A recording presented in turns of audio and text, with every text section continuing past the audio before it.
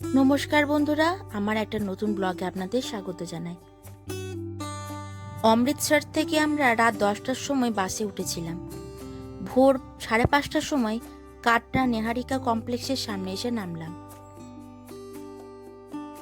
প্রথমে এসেই এখানে অর্ধকুমারীতে থাকার জন্য রুম ভাড়া করে নিলাম। এখানে খুব তাড়াতাড়ি রুম বুক হয়ে যায়।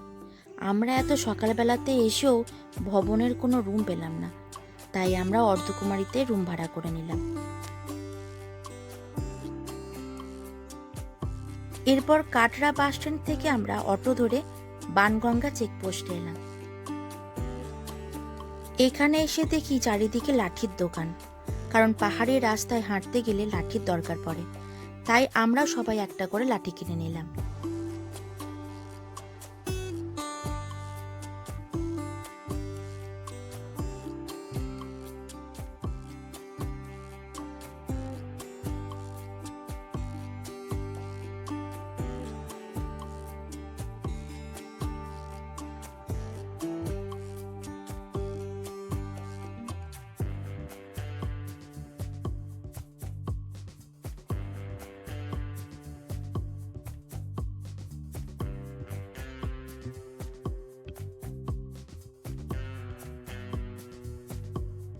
এই যে লাইন দেখছেন, এই লাইন ধরেই যেতে হবে চেকপোস্টের কাছে। সেখানে গিয়েই আমাদের চেকিং হবে।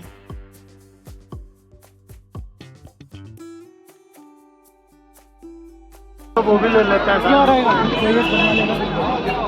दोनों ज्यादा बता। आगे जाओ ना कट्टे बढ़िया ले लो, गाड़ी पैसे कमा लेंगे। चलो ले ले 12 ले। আমরা এবার চেকিং পয়েন্টে চলে এসেছি। এখানে সবাইকে ভালোভাবে চেক করা হলো।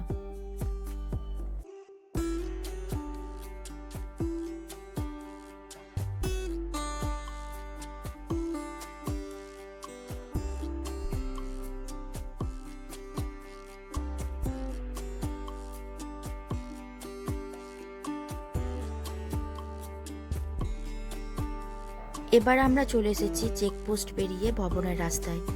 ভবনে যাবার জন্য ঘোড়া, পালকি আর পিট্টোর ব্যবস্থাও আছে।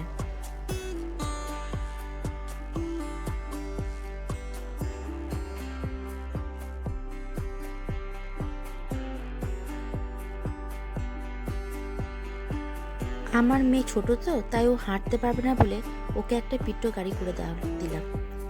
এই গাড়ির ভাড়া নিল জানেন 350 টাকা। আর শাশুড়ি মাকে করে দিলাম ঘোড়া।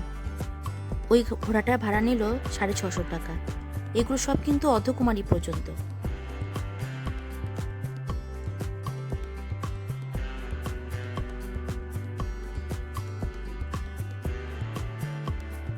আর আমরা দুজনে মিলে হাঁটতে শুরু করলাম।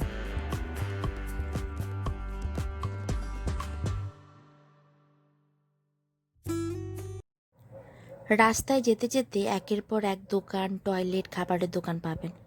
আবার হাঁটতে হাঁটতে পায়ে ব্যথা হয়ে গেলে মাসাজ পার্লারও পাবেন।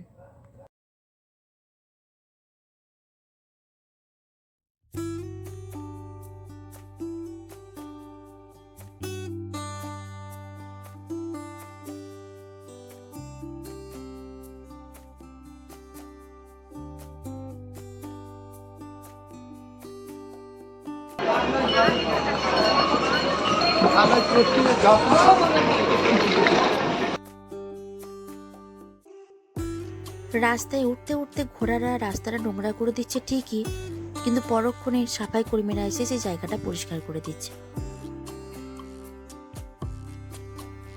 আমরা এবার পৌঁছে গেলাম বানগঙ্গায়। এই জায়গায় অনেকে এসে চুলদান করেন, মুন্ডন করেন, আবার অনেকে এসে এখানে স্নানও করেন।